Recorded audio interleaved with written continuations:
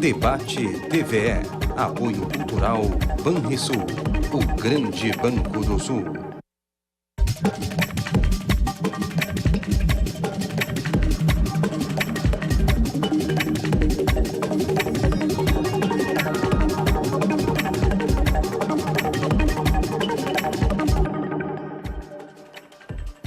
Olá, boa noite.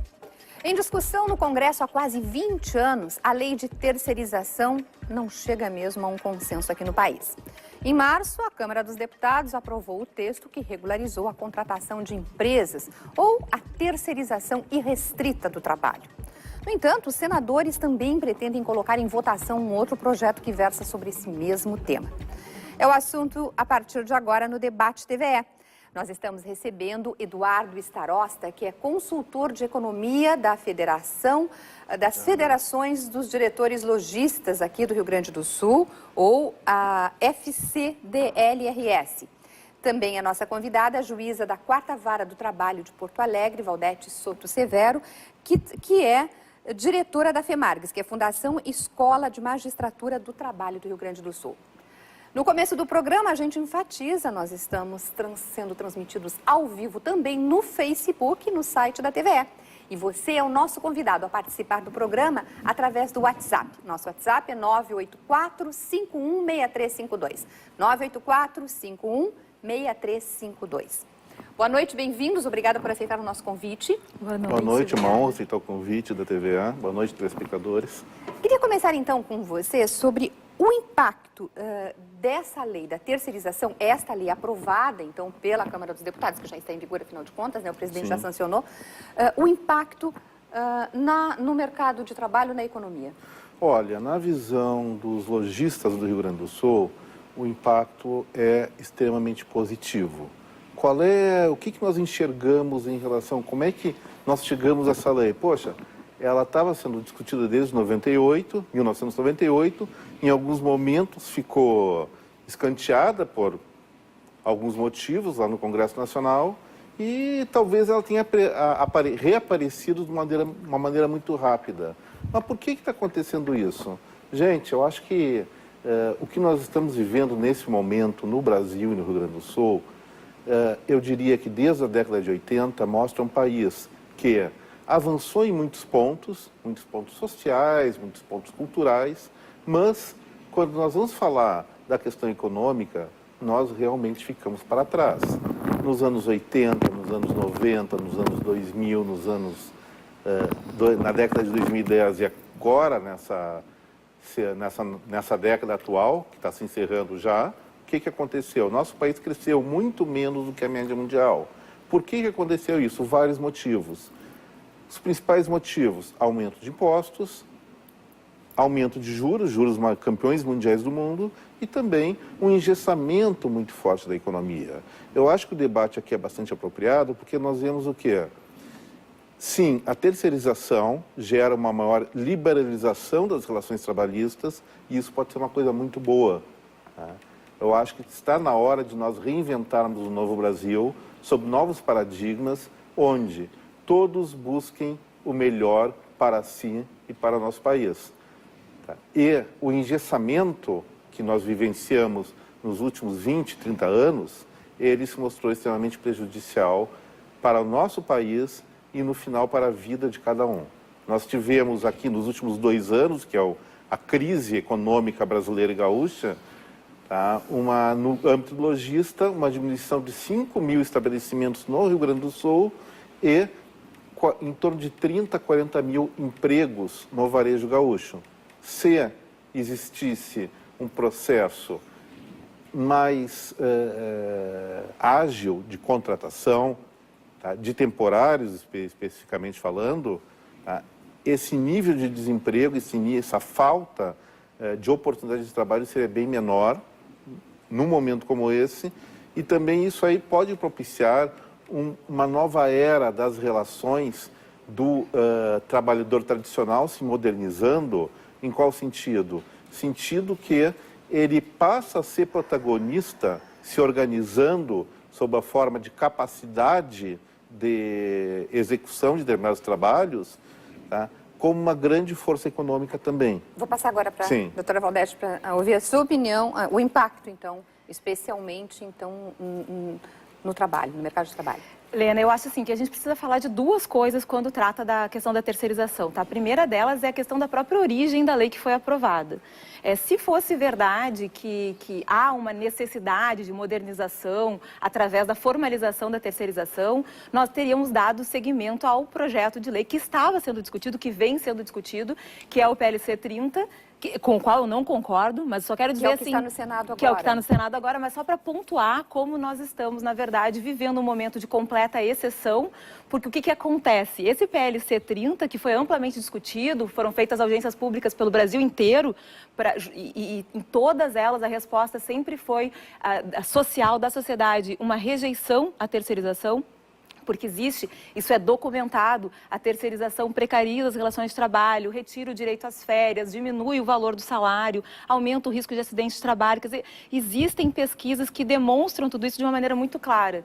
Essa rejeição que acabou impedindo que esse projeto continuasse tramitando fez com que o Congresso Nacional desengavetasse um projeto de lei de 98, não submetesse novamente ao Senado. Esse projeto foi submetido ao Senado em 2002, quando a composição do Senado era absolutamente diversa, votasse em regime de urgência e esse projeto fosse sancionado numa sexta-feira à noite, curiosamente, para nossa tristeza, na data do aniversário do golpe de 64. Quer dizer, só esse movimento do Congresso Nacional para aprovar às pressas uma lei que não foi discutida, já revela duas coisas. Primeiro, que a gente vive um estado de exceção. Não dá mais para falar em democracia no Brasil. Segundo, que a terceirização não é algo que vai melhorar a vida dos trabalhadores, nem é algo desejado pela sociedade. Porque se fosse, a tramitação desses projetos não seria tão complicada e não haveria necessidade de tirar um projeto da gaveta para aprová-lo em lugar daquele que vinha sendo discutido há tanto tempo. Então, assim, esse é o primeiro ponto. Segundo ponto, o que isso vai causar? Estavam falando de necessidade de modernizar, porque o Brasil não cresceu nos últimos 20 anos. Pois bem, terceirização no Brasil acontece desde a década de 60. E a partir da década de 90, com muita força, em várias atividades, inclusive em algumas que a doutrina denomina de atividade fim, embora essa diferença entre atividade meio e atividade fim seja uma criação da súmula 331 que nem encontra respaldo na legislação trabalhista, porque a legislação trabalhista define os sujeitos da relação, empregado e empregador, e diz que é um trabalho subordinado e a subordinação é uma só, não importa se a atividade é meio ou se a atividade é fim.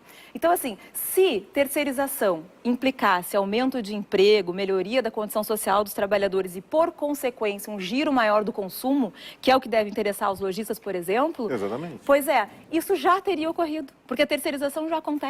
O que hoje foi feito com essa lei 13.429 foi formalizar uma realidade que já vem acontecendo e, claro, essa formalização simbólica torna tudo muito pior do que já era, sem dúvida nenhuma. Então, assim, o que me parece que a gente tem que compreender é atribuir a um engessamento que não existe na legislação trabalhista a culpa pela crise econômica que a gente está vivendo é algo, assim, inaceitável. Primeiro porque qualquer pessoa que estuda a história do capital nos 2 últimos séculos se dá conta que capital é crise. O capital vive em ciclos de crise. Então, não é culpa de engessamento de coisa nenhuma. Em segundo lugar, porque a legislação trabalhista não tem nada de engessada. Pelo contrário, o direito do trabalho já nasce permitindo, por exemplo, que as partes convirjam para efetuar condições de trabalho melhores do que aquela que está na lei. Então, assim, só para concluir, Helena, a legislação trabalhista sempre foi flexível. E a legislação trabalhista que está na CLT não é, ou que estava na origem da CLT, não é a que nós temos hoje, porque ela já foi amplamente modificada. Então, assim, que engessamento é esse? Do que nós estamos falando, afinal de contas? E mais de 80% mais de 80%. A legislação que a CLT já foi alterada. Modificações, eu não sei, doutor? Sim. Sim, doutora Valdete, eu respeito as suas considerações, mas discordo.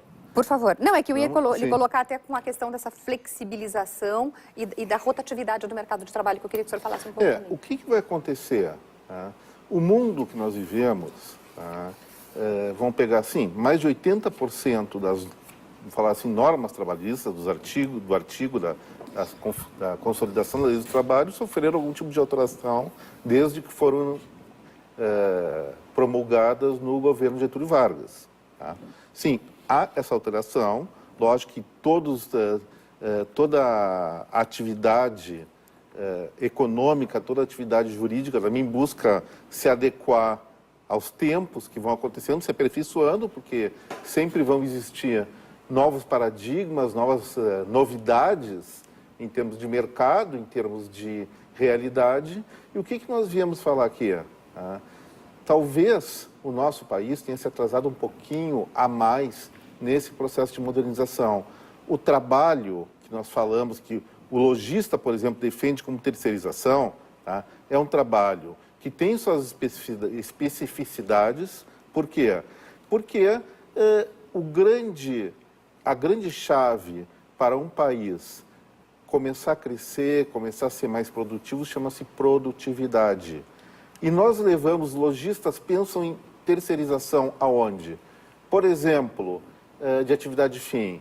Nós temos no litoral do Rio Grande do Sul, as férias. O que acontece lá? São 3 meses de intensa atividade, depois acaba. Vamos pegar um outro exemplo, festas locais. Não adianta, é muito contraproducente para a empresa e para o próprio trabalhador ficar 3 meses em alta atividade e depois ficar mais 9 meses ocioso. Você me permite só uma parte aqui, que assim, nós temos que cuidar para não confundir. A lei que foi aprovada realmente fala de 2 coisas diferentes.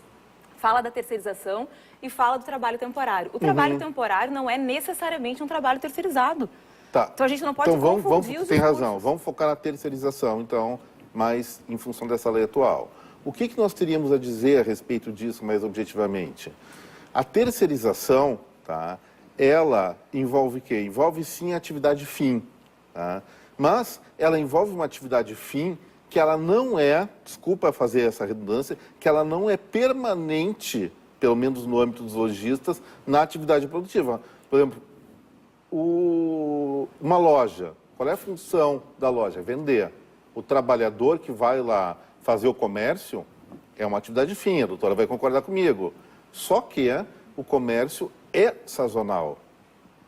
Assim como uma empresa de construção, vamos pegar a indústria da construção civil, tem atividades, diversas atividades como pintura, como encanamento, como estrutura elétrica, que fazem parte, sim, do contexto da obra, mas só são usados em um espaço limitado de tempo, dentro do processo produtivo. Essa lei, sim, ela vai resolver essa questão. E acredito que ela vai, sim, desburocratizar o processo de contratação e descontratação. E isso, sob o ponto de vista dos empresários, até dos trabalhadores, havendo a diminuição do risco trabalhista, há seguramente uma maior disponibilidade, maior disposição dos empregadores de buscar novas alternativas de trabalho, novas contratações, não temendo o alto risco de uma demissão. Nós temos...